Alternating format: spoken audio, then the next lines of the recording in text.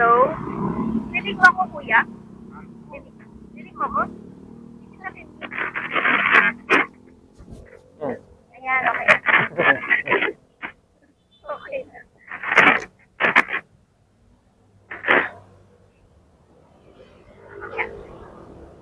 Okay, kuya.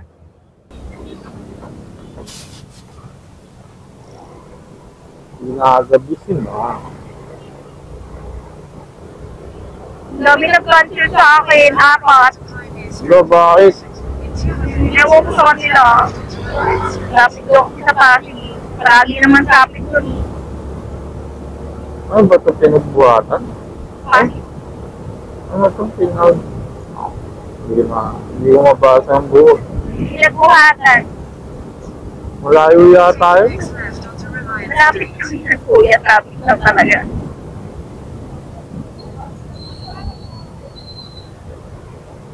Ay, saan naman traffic eh. True. Taga-Balancela nga ako. Pero dito ka nag-gabiyahe, kuya. Oo, dito lagi binabatuhan eh. Kanina nga, may bikutan eh, kaso hindi ko kinuha. Ang layo masyado. Saan yun nun? Sa sisig pa ata. Oo.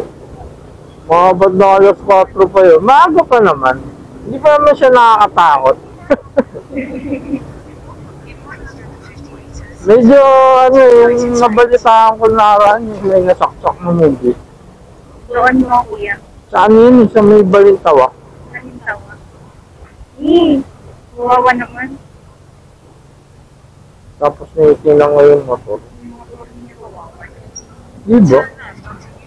Ang bali-balita doon, ano daw yun? Habal daw yun. Habal yun, yung movie na yun. Eh ngayon, buti mabait yung presidente ni Mobit. Ayun, parang binigyan na lang siya ng ano, ng tulong. I-grab pa rin naman kasi yan, kuya eh. Malaking company ang grab eh. Binigyan siya ng tulong. Kahit, Buhay pa siya. oo, naka-onsen saksak siya. Yung pala, ang kwento doon, bago sumabit doon sa mismong pinagsaksakan na lugar, nag-declare na yung holdapper na iliko doon. Kasi yung kasamahan ko na taga doon siya eh. Ay, kasunod na kalsada nila eh. Yung lugar eh. Eh, ang kwento. Sabi nga, kung may ganong insidente daw, barurot daw ng todo yung linyador. Buti ko malalaglag, may box sa likod eh. Mamaya, nakatutok yung kutsilyo doon sa likod niya, lalong bumak. Diba? Ano yung nangyari ng Around 5 a.m. 5 a.m. Kailan yan, kuya? Sunday. Sunday. Pwede kang ano dyan, kuya? Huwag kumaliwa, diretso ka lang. Sige. Shortcut tayo. San Rafael.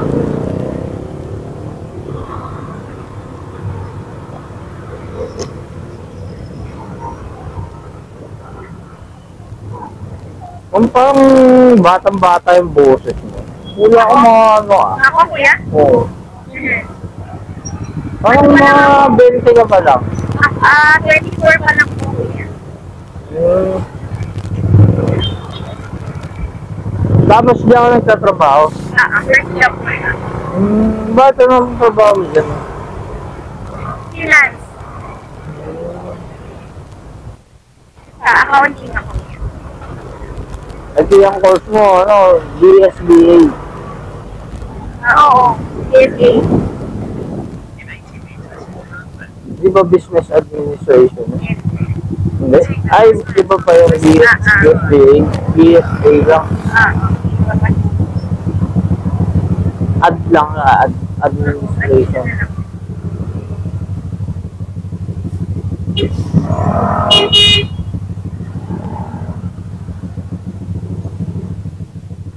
Oo nga, no. Kaya pala walang kumukuha sa'yo.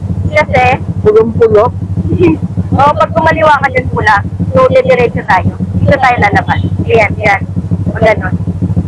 bali, lalagpasan natin to. Matapik na lalo sa Show Boulevard eh. Dito, Santa Rosa Street? No. Dito kuya, San Rafael. Maganon. Ay. Maga po ba? Okay, hanggang 9 PM na lang yung aming quota hour. So, baka ikaw na yung last. Hindi Okay. kota kayo kuya. Alam ko, 12,300. 12 rides, 300. Mula 4 PM hanggang 9 PM. Kaso, ang hirap na rin katayin nun. Sa Siam, kaya pa, 150. Siam yata, o ano, gano'n, 150. Yun, kaya pa yun. Pero yung 12, kaya naman siguro kung magbibilis na klase ng motor yung gamit. Saka malalapit. Oo, no, mga gurami na buhay. Pwede yan, mamimili ka nga lang. Matigil-tigil ka nga lang. Ako kasi hindi ako namimili, pero lang ako sobrang layo. Sulit yan eh, bibigyan akong bigutan. Hindi ko kinukuha eh. Masyado na kasi malayo. Dati, ginagawa ko yun, pero sobrang aga yun. Pero pag medyo madilim na, siyempre, taga Valenzuela ako eh. Saan ba yung Santa Fe? Ayan, San Rafael. Pag sobrang gabi na at mamaya masiraan pa ako sa daan, edi alanganin talaga.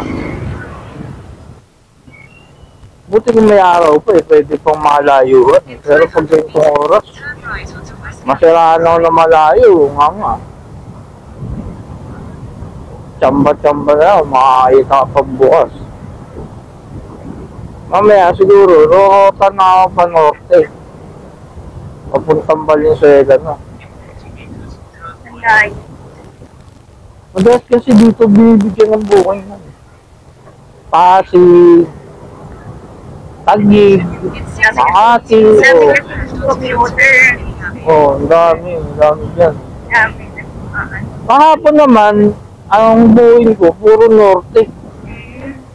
Malapit-lapit na yun. Sambahan lang din. Pero, totoo nga ako pag nababatuhan ako ng Taguig. Mas malayo, mas maganda kita.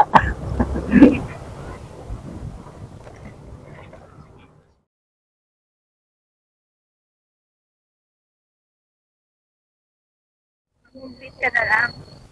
Mas na-enjoy ko ito eh. Ganun.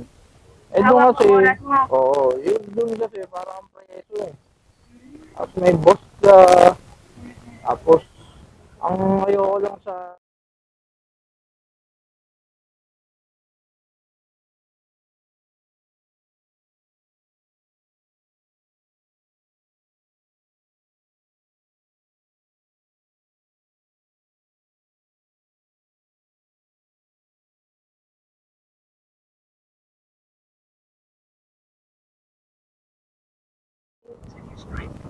sabi mo, bago kaya naman ako ng profession. Actually, may kapatid akong nasa abroad. Caregiver siya doon, nag-aalaga siya ng mga matatanda. So, may kaambal ako, nag-aaral siya ng caregiver, Tesla. 6 months o 4 months, mga ganun. So, ngayong taon, magpapakasal sila, si Utoy, mga December, January, uuwi. Tapos, siyempre, kung magkaanak sila, ang alam ko pwedeng kunin nilang relatives, 3. So, magkano na kaya ako ng caregiver? Tapos, ako na lang din ako. Tapos, while vacant ako, di mag-mobute muna ako. Di ba? Hindi pa ba, sabi natin kasi, dito sa trabaho kong mobute, saka doon sa trabaho kong, ang difference niya, walang benepisyo dito. Yun ang ano. Nakaw disgrasya. Oh, yung isa pa. Sa medyo kinabahan ako nung napanood yung video nung ano, nung nangyari na yun. Ayun ako, tutuloy ko pa ba? Nagsabi na ako, aalis na ako. Pero ba't parang ginagabi kayo? Daan. Anong oras ba ba? 9. 9 ng pasok. 9 a.m. So 12 hours, 10 hours. Hindi naman. Nag-uuti lang ko. May bayad naman yung uuti na. Malaking company rin nga rin. Malaki din siya. Yung akin, yung daan, restaurant kasi sila. Mga Di ba nga rin, hawak din nila yung kettle corn? Oo. Kettle corn. Yan, paborito ko. Hindi ko alam. Dati kasi, dyan ako bumibili. Siya ka ba bumibili? May nagluluto-luto din dyan. Okay. Tapos minsan, pag wala dyan, doon sa Robinson. Meron pang ibang hawak yan eh. RFM Flour. May flour sila. Sa sister company nila Selecta ata. Ayun. Sister company nila.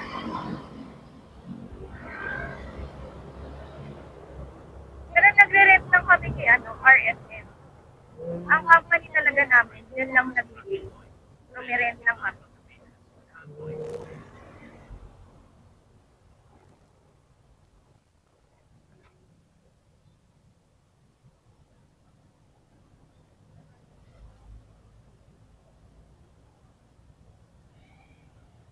Ayos mo din na, nakakailan na kaya ako.